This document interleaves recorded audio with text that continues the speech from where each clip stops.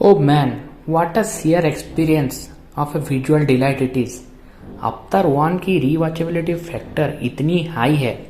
कल रात के इसके 3 घंटे की एक्सटेंडेड कट देखने के बाद आज सुबह सुबह अवतार 2 की शो में फिर से 3 घंटा बैठना, ऐसा फेटिस फील ही नहीं होता है कि आप कोई 6 घंटे की पिक्चर देख रहे हो। आपको ऐसा लगता है कि आप उन्हीं में से कोई एक VR लेके उन्हीं वर्ल्ड एक्सपीरियंस कर रहे हो या फिर वीडियो गेम में हो।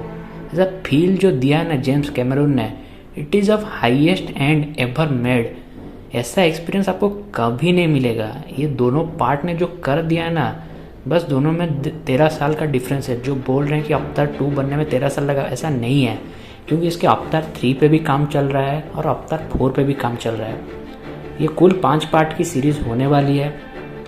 विथ थर्ड पार्ट इसका 95% कंप्लीट हो चुका है। बस 5 पार्ट जो हुआ होगा वो VFX में बचा रहेगा और अवतार 4 के कम से कम 65% ख़त्म हो चुके हैं। 35% का VFX एनिमेशन बचा हुआ है और इसके एक्सपीरियंस और कलेक्शंस के बाद फिर पार्ट पे काम शुरू होगा और थर्ड और फोर्थ पार्ट एक एक साल के अल्टरनेट ईयर में आने वाले हैं।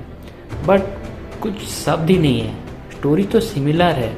अपने गांव को बचाने के लिए जो नावी पीपल हैं, ह्यूमन कॉलोनाइजेशन के लिए ओशन क्लान का हेल्प लेते हैं, फिर आगे अपनी फैमिली को बचाने के लिए जैक सली और नेत्री जो क्या क्या करते हैं। उनमें से उनका अडॉप्टेड सन जो है वो एक ह्यूमन था, क्योंकि वो रह गया था पहले पार्ट में, क्योंकि बाकी सब चले गए थे। उनमें से एक आर्मी लड़की जो थी, आर्मी में काम करती थी, उसका एक बेटा हुआ था, तो उसको वो लोग ने अडॉप्टेड कर लिया था। बट नेत्री ऐसा नहीं चाहती थी, क्योंकि वही लोग थे जो उनके मतलब एंसेस्ट्रल प्लेन जो मतलब जो ट्री ऑफ सोल्स को तबाह करने के लिए बॉम्ब्स गिराने आ रहे थे।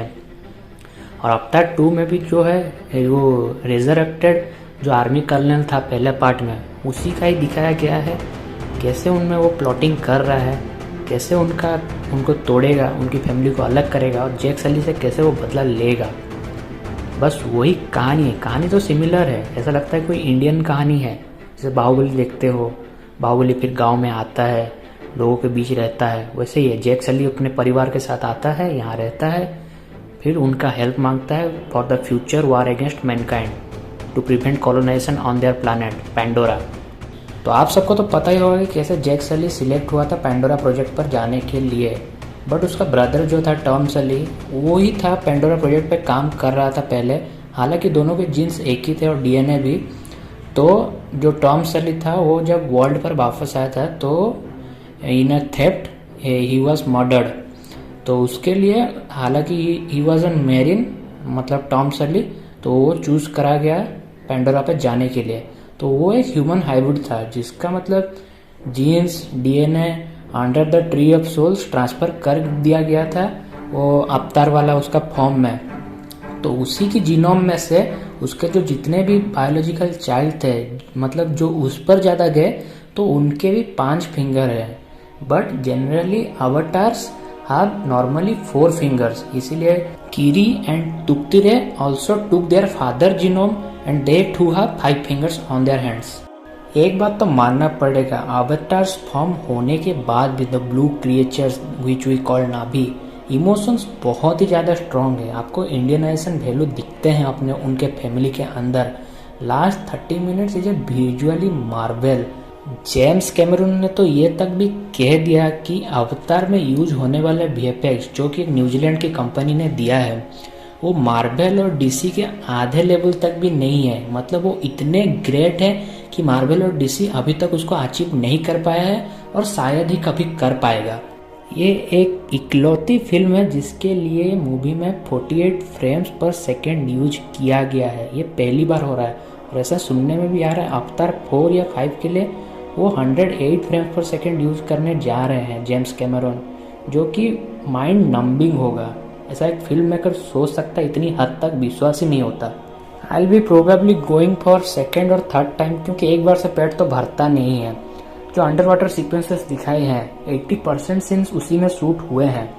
Cat Winslet, Zoe Saldana, Sam Worthington all were brilliant in their roles as the voice actor, क्योंकि उनका तो ऐसा फिजिकल अपीयरेंस कुछ नहीं था, क्योंकि सब अवतार वर्जन्स दिखाया हुआ है। विलेन जो कर्नल क्वारिस था वो तो सुपर प्ले किया है, क्योंकि विलनस रोल लगता है। जेम्स कैमरून की हर पिक्चर ले लो, टर्मिनेटर ले लो, उनके विलन बहुत ही ज़्यादा स्ट्रांग होते हैं। फर्स्ट पार्ट का ऑरा उन्होंने कैरी किया है और आपको बहुत सारा सीक्रेट्स भी देखने को मिलेंगे जो अवतार 3 और 4 में अनरेवल होगा। तो जाके देखो, इसे मिस मत करना। It's your cinema experience. और आप समझ जाओ कि सिनेमा कभी भी रिप्लेस नहीं हो सकता, इट इज़ इरिप्लेसेबल। और मोबाइल पर देखना तो ये एक क्राइम है। और समवेयर अराउंड इसका ओपनिंग वीकेंड इन इंडिया में प्रोजेक्ट करके जा रहा हूँ। Let's be greedy I want to say 115 to 120 crore, 5 crore का डिफरेंस रखते हैं। और इसका opening day somewhere around 39 to 42 crore रखते हैं, मतलब 3 करोड़ का मतलब गैप रखते हैं। देखते हैं कितना प्रेडिक्शन सही बैठता है, और ज़्यादा भी जा सकती है अगर नाइट के शो से पिकअप हुए। देखते हैं क्या होता है। अगर मेरा प्रेडिक्शन सही हुआ तो वीकेंड के बाद एक नए एपिसोड के साथ हम फिर मिलेंगे। It's a wrap on the box talks for now.